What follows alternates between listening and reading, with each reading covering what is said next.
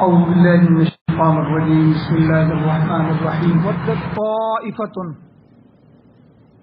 ایک گروہ پسند کرتا ہے من اہل الکتاب، اہل کتاب میں سے، یہود و نصارہ میں سے، کہ لو یضلونکم، کاش کہ وہ تمہیں گمراہ کر دیں، وما یضلون الا انفسہم، اللہ کہتے ہیں کہ وہ نہیں گمراہ کرتے مگر اپنی جانوں کو ہی، وما یشعرون، اور وہ اس کو سمجھتے نہیں ہیں، شعور نہیں رکھتے۔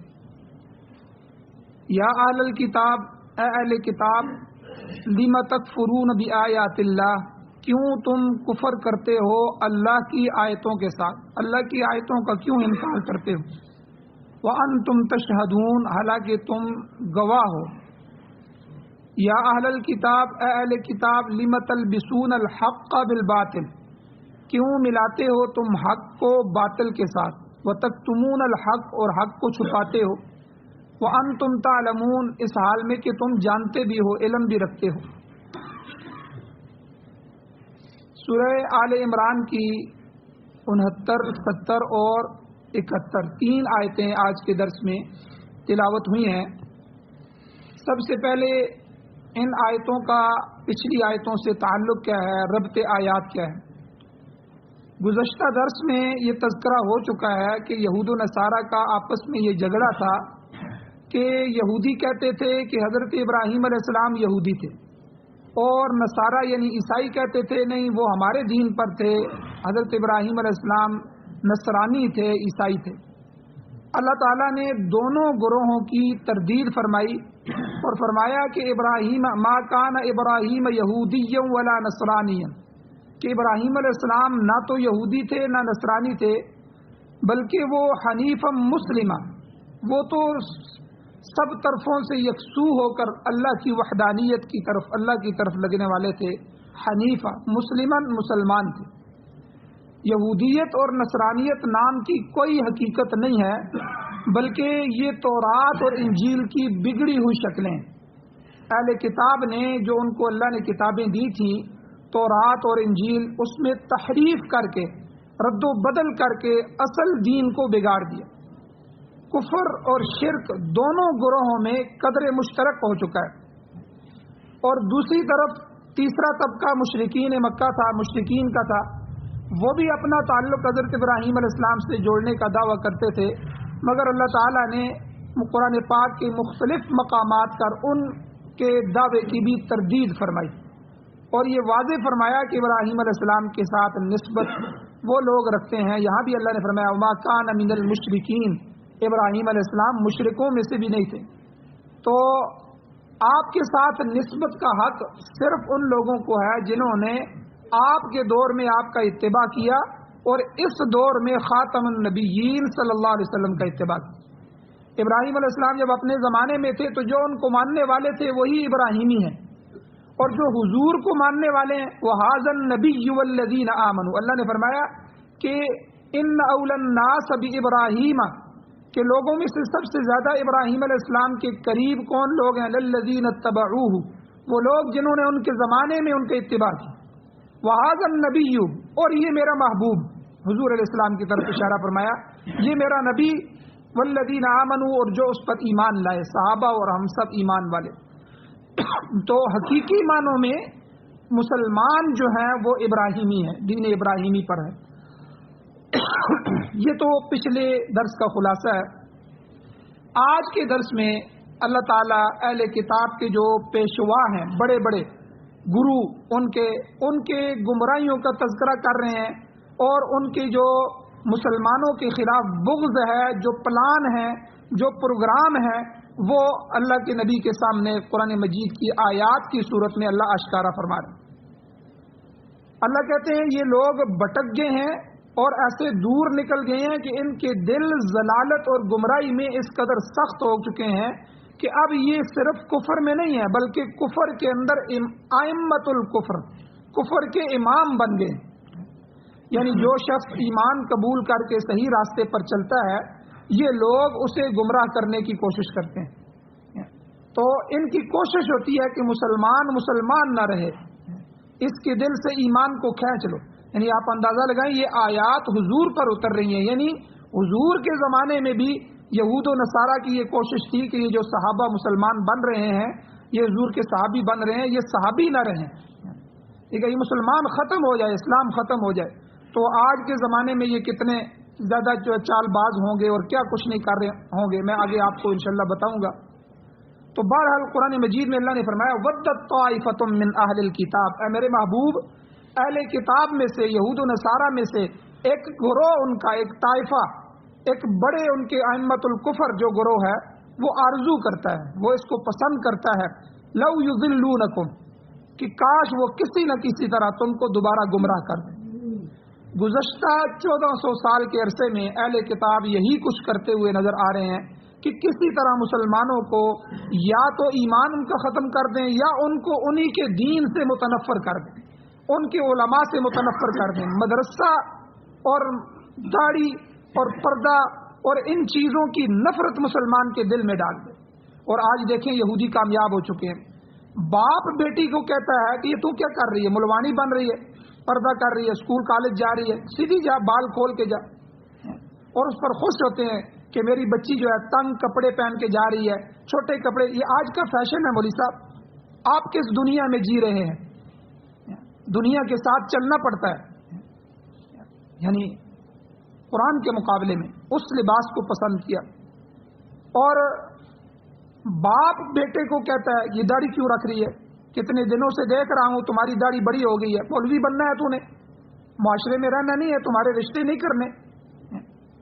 یعنی یہ یہود و نصارہ کی وہ کوشش ہے جو 1400 سال سے مسلسل وہ کر رہے ہیں کہ اول تو ان کو مسلمان ہی نہ رہنے دو، کافر بنا دو، اور اگر کافر نہیں بنتے تو کم از کم ان کے اپنے دین کی، ان کے حضور کی، ان کے نبی کی، اس کے لباس کی، حضور کی شکل کی، حضور کے لباس کی، حضور کے صحابہ کی، حضور کی مجلس کی، حضور کے اخلاق کی، ہر چیز کی نفرت ان کے دل میں ڈال، یہ اپنے جو ہے دین کو ناپسند کرنے لگے۔ اور آج مسلمان دیکھ لے، ہر بندہ اپنے گربان میں جا کے کہ میں اللہ کے نبی کے لائے ہوئے دین اور اس قرآن مجید کے اوپر کتنا عمل کر رہا ہوں، عمل کو چھوڑیے، میں اس سے نفرت کرتا ہوں یا محبت کرتا ہوں۔ تو بہرحال مولانا جو ہے عبید اللہ سندھی فرماتے ہیں کہ عیسائیوں نے ہمیشہ یہ کوشش کی ہے کہ کسی طرح مسلمانوں کو ان کے مرکزی نقطہ سے، توحید سے ہٹایا جائے، مرکزی جو عقائد ہیں ان میں جو ہے ان کو گمراہ کیا جائے تاکہ وہ گمراہ ہو کر ہمارے ساتھ مل جائیں۔ بلکہ دوسری جگہ قرآن مجید میں اللہ فرماتے ہیں کہ یہ لوگ خواہش کرتے ہیں اہل کتاب کہ تم گمراہ ہو کر ان کے ساتھ برابر ہو جاؤ۔ اللہ الفاظ لاتے ہیں فَتَكُونُونَ سَوَاءً، کہ وہ چاہتے ہیں کہ ہم تم برابر ہو جائیں۔ جس طرح ہم نے اپنے دین کو بگاڑ دیا، اپنی کتابوں کو بدل دیا، اپنے نبیوں کی باتوں کو پیچھے ڈال دیا، خود اپنی طرف سے باتیں اور احکامات جو ہے اپنی کتابوں میں ڈالی، ان کی کتاب کو بھی تباہ کرو، ان کو بھی تباہ کرو۔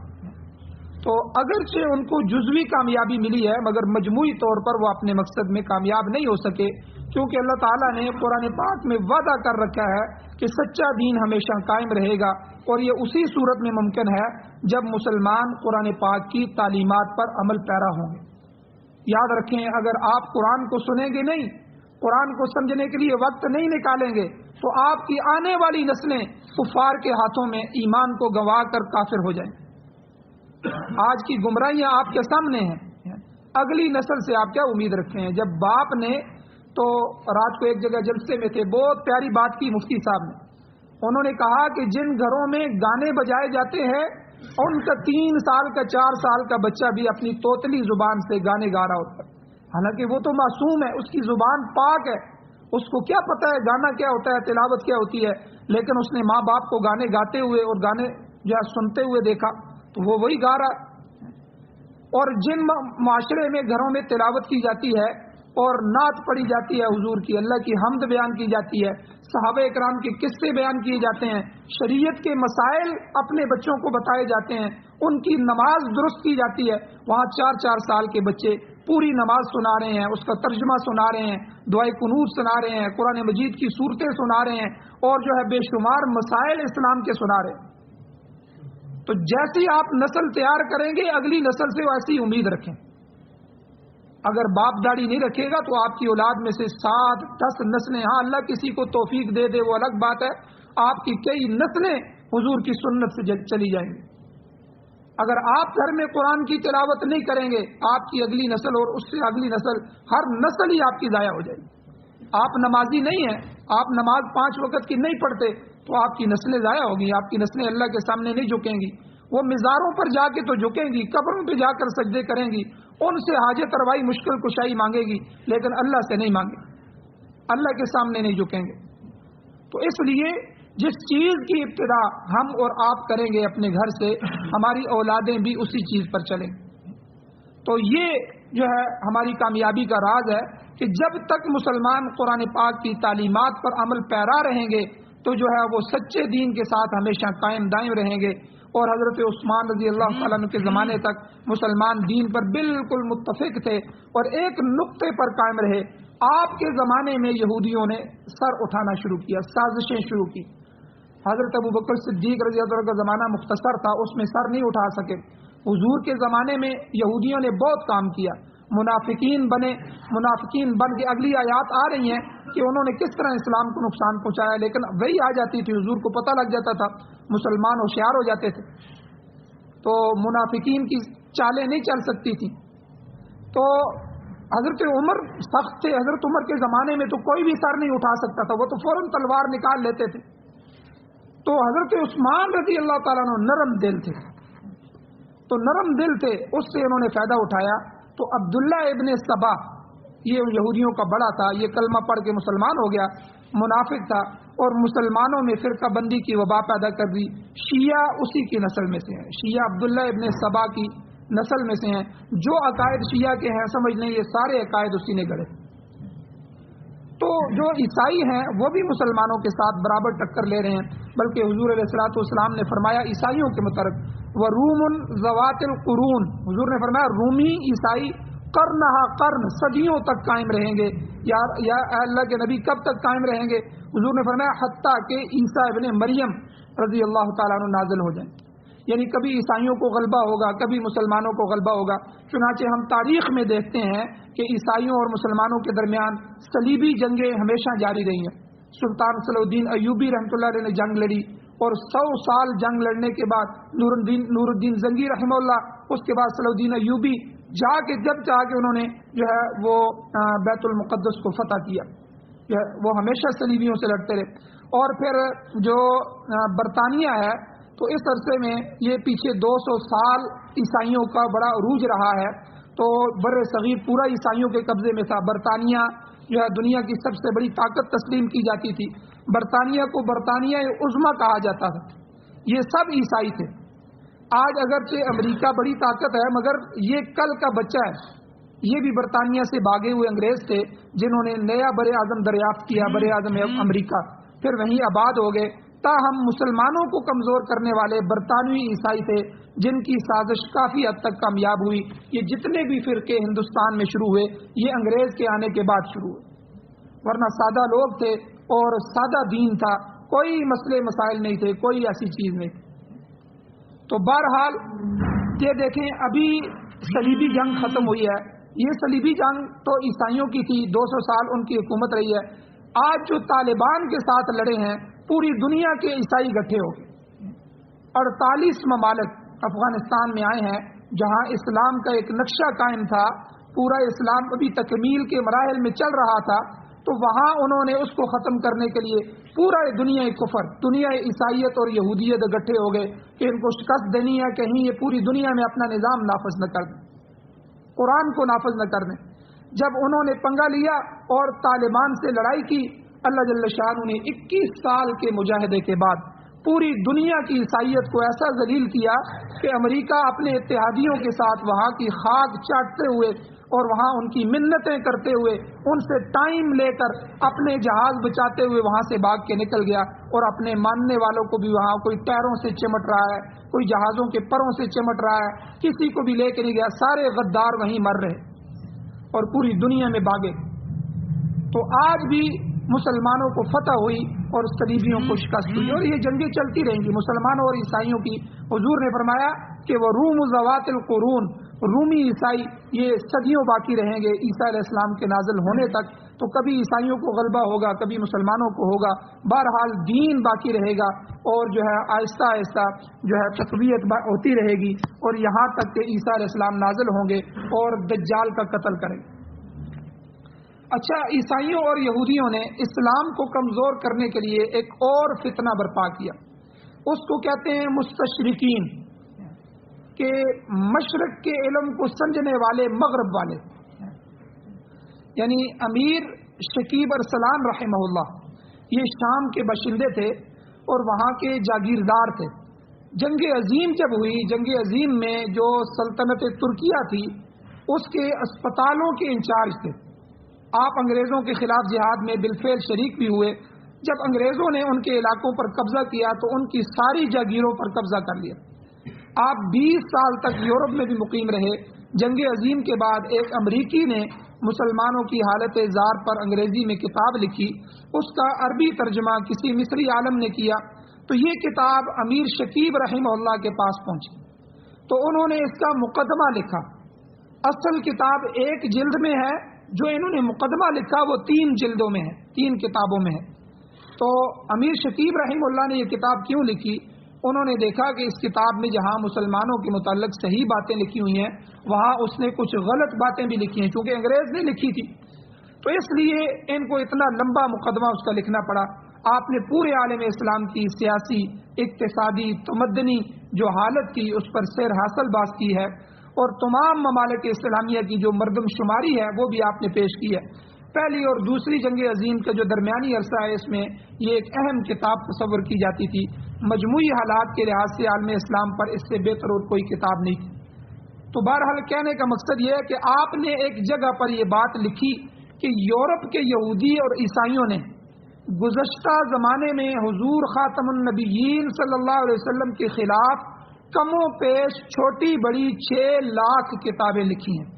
یہ آپ اندازہ لگائیں اسلام کے کتنے بڑے دشمن ہیں۔ یہ بات انہوں نے اپنی کتاب میں لکھی کہ یہودیوں اور عیسائیوں کو ایسا نہ سمجھو کہ وہ بیٹھے ہوئے ہیں بس اپنا کھا پی رہے ہیں، نہیں، وہ اسلام کے اس وقت بھی دشمن تھے، وہ آج بھی دشمن ہیں، اور جب دجال آئے گا اس وقت بھی اس کے پلڑے کے ساتھ ہوں گے، اور اسلام کے سب سے بڑے دشمن یہودی اور عیسائی ہوں گے۔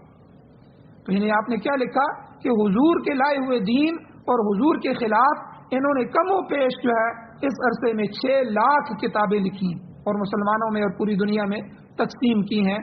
تو آپ اندازہ لگائیں کس قدر طوفان انہوں نے اٹھایا ہوگا۔ تو آج بھی آپ فرانس کو دیکھیں، یورپ کو دیکھیں، کبھی حضور علیہ الصلوۃ والسلام کے نعوذ باللہ کارٹون بناتے ہیں، کبھی ان کا مقابلہ کرتے ہیں، کبھی کیا کرتے ہیں، کبھی قرآن پاک کو جلایا جاتا ہے چوکوں میں لا کر، کبھی اس کی ویڈیو، اور پوری امت مسلمہ کے دلوں کو زخمی کیا جاتا ہے۔ تو یہ اسلام کے خلاف ان کا بغض ہے جو کبھی کبھی ظاہر ہوتا ہے۔ تو بہرحال مستشرقین کون ہیں، اور مشرقی علوم کے جو ماہر انگریز ہوتے ہیں یا یورپین لوگ جو ہوتے ہیں ان کو مستشرقین کہتے ہیں۔ یہ لوگ اسلام کے ہمدرد بن کر اسلامی علوم کا مطالعہ کرتے ہیں، پھر اسلام کو بدنام کرنے کی کوشش کرتے ہیں۔ جنرل ایوب کا جو زمانہ تھا اس میں فضل الرحمان تھا ایک، وہ اسی قبیل سے تھا، وہ بھی مستشرقین کا شاگرد تھا، جس نے کہا تھا کہ قرآن پاک کا کچھ حصہ اللہ تعالیٰ کا کلام ہے اور کچھ حصہ اللہ کا کلام نہیں ہے، بلکہ حضور کے قول ہیں، حضور کی احادیث کو قرآن بنا کے شامل کر دیا، یعنی قرآن کے اندر مسلمانوں کے شکوک پیدا کرنے شروع کر دی۔ تو آج بھی چند نام میں آپ کو بتاتا ہوں، ڈاکٹر ذاکر نائک ہے، ڈاکٹر جاوید احمد غامدی ہے، اور اسی طرح مرزا محمد علی انجینئر ہے، اور ڈاکٹر فرت ہاشمی ہے، یہ عورت ہے۔ آپ دیکھیں ان سے جب آپ پوچھیں گے کہ بھائی آپ نے دین لوگوں کو سکھا رہے ہیں تو آپ نے دین کسی سے پڑھا ہوگا، وہ کہیں گے ہم نے یورپ میں پڑھا ہے۔ اب یہ ڈاکٹر فرت ہاشمی ہے، یہ عورت جو ہے اس نے گلاسکو یونیورسٹی وہاں سے جا کر دین حاصل کیا، اور وہاں اسلامیات کون پڑھا رہے ہیں؟ یہودی اور عیسائی اساتذہ پروفیسر ہیں جو ان کو اسلام سکھاتے ہیں، اور دراصل اسلام کے ساتھ ساتھ جو ہے ان کو جو ہے وہ شک و شکوک و شبہات سکھاتے ہیں، جس کی وجہ سے آ کر پھر وہ اپنے اپنے معاشرے میں کام کرتے ہیں اور بے شمار لوگوں کی گمراہی کا سبب بنتے ہیں۔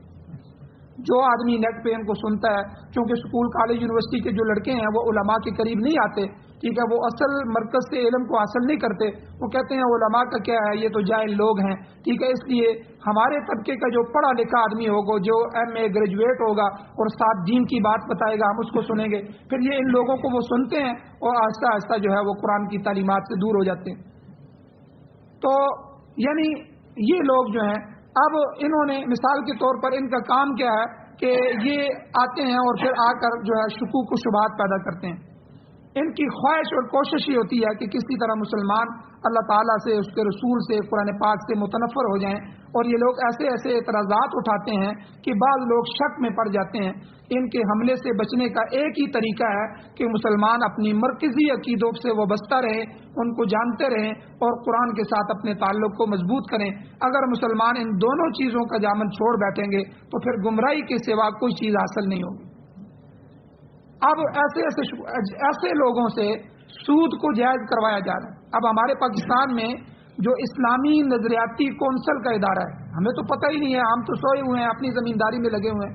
वहाँ का जो है हेड जो बनाया गया वो जावेद अहमद गामदी जैसे लोगों को बनाया कि आप इस्लामी नजरियाती जो है वो चीज़ें हैं वो लोगों को सिखाएं। अब उन्होंने दीन का हुलिया बिगाड़ दिया। तरावीह की नमाज पर उनके अजीब अकायद हैं कि तरावीह फ़र्ज तो नहीं है, कोई पढ़े तो ठीक है, न पढ़े तो कोई मसला नहीं है। यानी ऐसे ऐसे आहिस्ता आहिस्ता करके लोगों से ये सारी चीज़ें छुड़ा दी जाएं या उनके बारे में शुकूक पैदा कर दी जाए। अब उसकी अपनी दाढ़ी नहीं है तो कहता है दाढ़ी थोड़ा ही वाजिब है, दाढ़ी थोड़ा ही फ़र्ज है, बल्कि दाढ़ी का तो जो है तज़किरा ही नहीं है। और ऐसे ऐसे गलत दलाइल तरोड़ मरोड़ के जो है वो पेश कर रहे हैं, मीडिया में मौजूद हैं, और जो है वो TV भी आता है, वहाँ वो पूरा बयान करता है। और इस्लामी नज़रियाती कौंसिल हमारा बड़ा जो एक इदारा है, उसका जो है वो मेंबर है, और वो तरह तरह की बातें जो है पाकिस्तान में इस तरह के हर मुल्क के अंदर ये लोग पैदा किए गए। और इसी तरह और बहुत सी बातें हैं, जो मसलन 3 तलाकों का मसला है। 3 तलाकों का वो कहते हैं जी 3 तलाकें होती ही नहीं है, 3 तलाकें दी जाएं तो वो 1 तलाक शुमार होगी। अब देखिए उम्मत को गुमराह किया गया और उम्मत के अंदर जो है वो हलाल से हराम की तरफ रुझान को बढ़ाया गया। आज कितने लोग आपको मोहल्लों में मिलेंगे जो 3 तलाकें दे चुके होंगे, लेकिन जो है वो इसी तरह के लोगों से जाके फतवा ले लेते हैं और आगे कहते हैं मुझसे 3 नहीं हुई, हमें फलां जगह से फतवा मिला है, ठीक है, उन्होंने बताया, और वो सारी जिंदगी हराम के अंदर मुब्तला होते हैं। यानी 3 तलाकें दे के फिर बीवी को ले आते हैं और जो है उनके बाद उसकी जिंदगी भी हराम, उसके बाद जो वो अपनी बीवी मियाँ बीवी मिलते हैं वो भी जिना शुमार होता है। जो औलाद आने वाली होती है वो भी हराम की औलाद होती है, हलाली नहीं होती, हरामी होती है। यानी उनकी जिंदगियों में कहाँ बरकत आएगी। ये सब कुछ इन्हीं लोगों के जरिए करवाया गया। तो हालांकि मसाइल के अंदर कोई इख्तिलाफ नहीं था, इत्तेफाक से सब कुछ चल रहा था।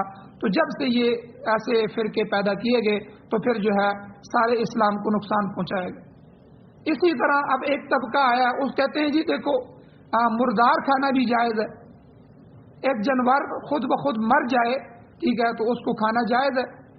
अब दलील, जरा उनकी दलील चेक करें इन मुस्तशरिकीन की, कि वो लोगों को कहते हैं देखो भाई, जिस जानवर को तुम ज़िबा करते हो, तुम खुद उसको हलाल करते हो, उसको क्या कहते हो, ये हलाल है।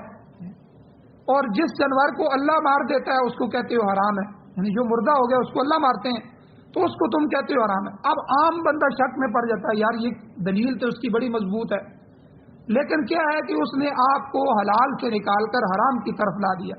अब अगर आप हराम की तरफ नहीं भी जाएंगे, रुके रहेंगे, लेकिन दीन के बारे में आपके ज़हन में शक पैदा हो जाएगा, इस मसले में शक। यार बात तो ये सही कर रहा है ना, बात तो इसमें दिल को लगने वाली बात है।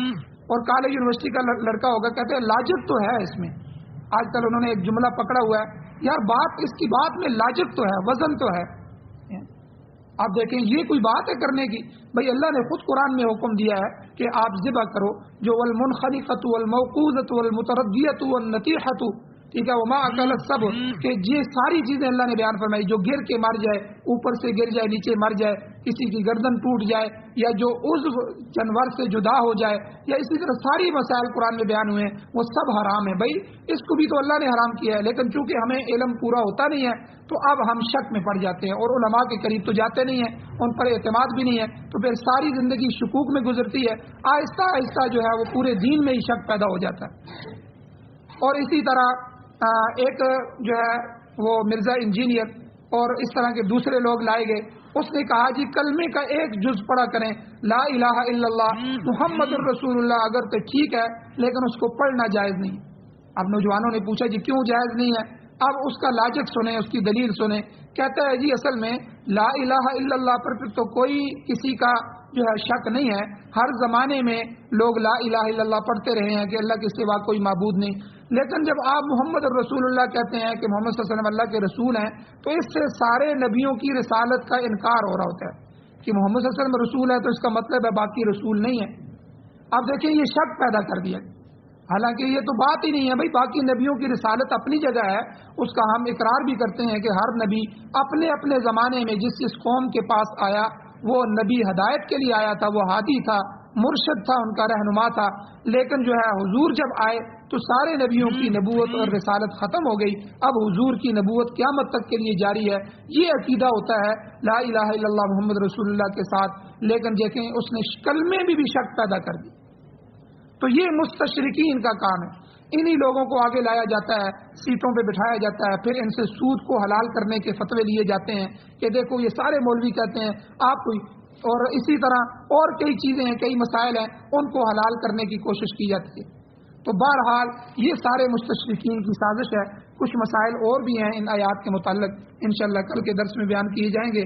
اللہ جل شانہ سے دعا ہے اللہ ہمیں عمل کی توفیق عطا فرمائے، اللہ ہمارے ایمانوں کی حفاظت فرمائے.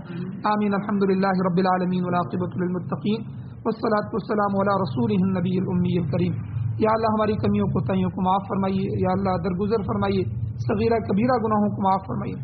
یا اللہ ہمارے ایمانوں کی حفاظت فرمائیے، ہمارے یا اللہ بچوں کی، اولادوں کی، یا اللہ پوری قیامت تک آنے والی نسلوں کے ایمان کی حفاظت فرمائیے. یا اللہ قرآن و سنت کو سننے، سمجھنے، اس پر عمل کرنے، اس کی اشاعت کرنے کی یا اللہ ہمیں توفیق عطا فرمائیے. پوری دنیا میں اس کا غلبہ ہمیں نصیب فرمائیے. یا اللہ قرآن و سنت کا غلبہ نصیب فرمائیے. یا اللہ جو لوگ حضور علیہ الصلوۃ والسلام کے مخالف ہیں، یا اللہ یہود و نصارہ ہوں، ہنود ہوں، یا اللہ منافقین ہوں، یا اللہ مستشرقین ہوں، یا اللہ ان سب کی طاقتوں کو ختم فرمائیے. یا اللہ اپنی طاقت کا اظہار فرمائیے.